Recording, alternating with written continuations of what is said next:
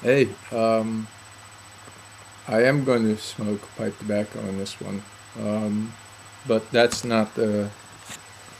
the that's not really what I'm going to be talking about. Um, we're going to be personal. Uh, I am disabled. Um, I don't look disabled most of the time. I do have a cane. It's hanging from a steam pipe up above me. Nice cane, athletic tape wrapped around so that it grips better. Um, Made in Germany. I kind of like it. It was the cheapest model. Um, I don't always need the cane. Sometimes I do feel like I'm 26. Um, I'm almost 27. Um, but if I'm out at like the grocery store or someplace like that, I bring the cane because my hands, actually my whole body, but my hands hurt too much to say bag groceries. And you go to a grocery store, and if you're a kid, the bagger tends to wander away. And by kid, I mean anybody younger than 30. Um, and so I bring the cane so that people will see the cane and think, oh, he's disabled. So sometimes it's a prop. When I really do need it, I don't often leave the house because, like I said, I ride a motorcycle 4 seasons, and I got one that's kickstart only, so it's self-regulating. If I can't kick it over, then I'm not good enough to ride. I'm kind of stumbling right now uh, because of a few reasons. One, I haven't slept since Friday. Two, I'm in a lot of pain. And three, while these pills are almost empty, there's only two left in the bottom here, which is actually a problem. But you see the giant bottle, and I get two of these every month, and I take 3,600 milligrams a day of this medication, and it's a nerve painkiller, and I'm still in pain. It's a non-narcotic. Um, Narcotics, if I was taking, say, Vicodin, I'd be taking probably 100 milligrams a day, and it makes you stupid.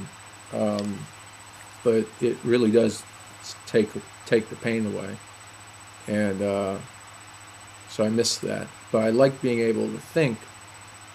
But I've spent the last 2 weeks pretty much in this chair. I go upstairs at night or whenever I go to bed. I get undressed, I go to bed, I wake up, I get dressed, I come back, and I sit down in this chair again. And in the last 2 weeks, I've spent a lot of time by myself. Uh, my friends are scattered. Um, it's one of the joys of being in your mid 20s is that your friends get work. Brent's a helicopter pilot, and Kyle uh, is in the grad program at BU and teaching. Paul works for GE in the aeronautical engineering out in Salem. Chris works for Pratt and Whitney on air, aircraft engines down in Connecticut. Brent's a helicopter pilot in Connecticut. John's in Korea building a nuclear power plant. Liam is up in New Hampshire at school, learning to, I think, do outdoorsy stuff for a living. Will is he works in Boston. Um, he's an animator for like commercials and news stuff and stuff like that, like the spinning globes and stuff like that. So they're all scattered, and I don't see them all that often anymore. So I spend a lot of time by myself, which can be hard. Um, a little bit about being the disability. A lot of people think, you're 26, get a job. I pump gas for a living if I could. I used to have dreams of being a cinematographer or being a techie in New York on Broadway, or being a motorcycle mechanic, or being a chef. I've actually had schooling for most of these things, or being a history teacher.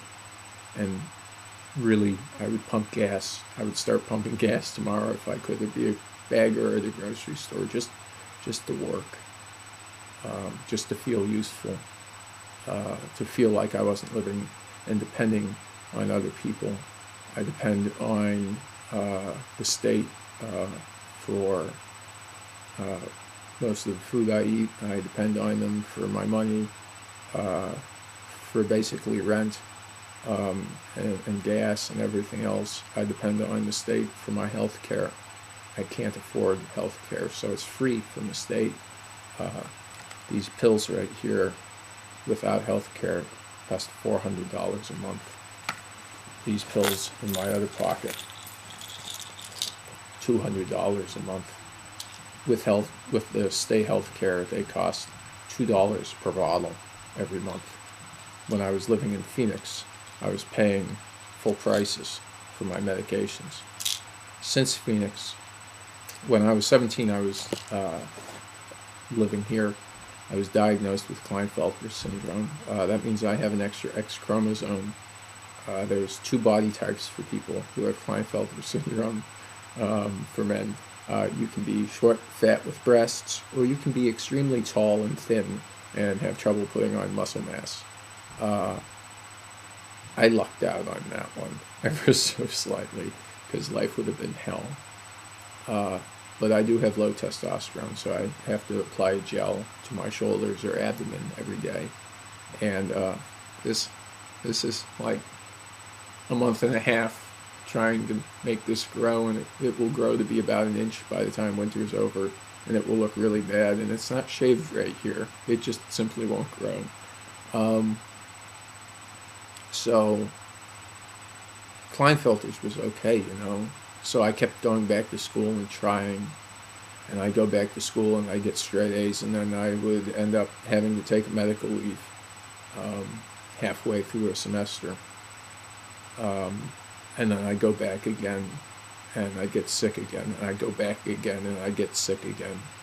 I've been to 4 colleges. I've moved to Ohio twice to work in kitchens. I moved to Vermont to go to New England Culinary Institute. That lasted 3 weeks. I went to MMI in Phoenix. That lasted 7 months. That's my record.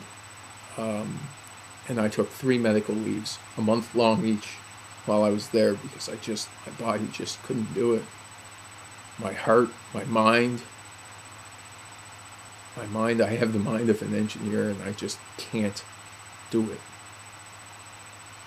As it turns out, I have 3 syndromes and a disorder. I have chronic pain syndrome, which means that at least on a daily basis, at least once a day, it feels like somebody's trying to take my rib cage apart with a pry bar. The pain is so bad, while somebody else is breaking needles off in my heart and lungs. The pain is so bad that if I don't pass out, I wish I was dying. I wish it would just end. The pain is so excruciating, and it happens often. I have fibromyalgia, which means that I'm in pain pretty much all the time. My joints, my body, everything just aches, and it feels like little creatures are eating the muscles out of my legs every day. That's not going to get better, by the way. It feels like that while on this medication. If I'm not on this medication, I can't fucking move. I curl up into a little ball in bed, and I can't move. I'm in so much pain. I have Klinefelter syndrome on top of those 2. And then I also have post-traumatic stress from stuff that happened to me when I was in my early teens. I'm actually writing a book about that. It's not going to be very uplifting or upbeat. I got fucked with a lot in my early teens. and so I don't sleep so good, and I don't trust so good, and a few other things. Um, so combining all of those things, I'm going to be 27 years old next month. I never thought I'd see 20. And I don't know how to deal with it. And I smile and I laugh and I make jokes because if it's not funny, it's depressing. But how how do you deal with something like this at the age of 27? I don't want to go to support groups with other disabled people. I'm sorry, they depress me. I would rather work. I would rather hang out at bike shops or or a theater or anything, but I can't leave the house most of the time, and it gets worse in the winter time. And I'm trying, and I'm fighting, and I'm struggling, and I'll just keep right on going. Um, I've lost my father. I had a friend die in my arms a few years ago. Uh, Most of the kids I knew in my early teens are dead now. That goes with post-traumatic stress because of the things we were involved in. Um, it's Life's an endurance race apparently, and I can bitch and moan about my problems, and I know that there are kids starving in Africa, and I know that I don't have leukemia, and I'm not dying any faster than most of you, and I take heart in that. It keeps me humble because no matter how bad it gets for you, it can always be worse for somebody else. I have friends, I have a home, I don't have my health. I go stir crazy, but it can always be worse. And when it can be hitting rock bottom, and you can have that one day where friends come over, or just one person, and that can make up for everything. So I doubt many people will see this, um, but if you do, and if you're disabled, just hang in there because I know it sucks. I really do. And I know that you can want to kill yourself, and I don't blame anybody. I don't blame anybody for that because God knows I've thought about it. But just hang in there, and I hope it all works out for you because it's an endurance race, and you just got to keep trying. Anyways, peace.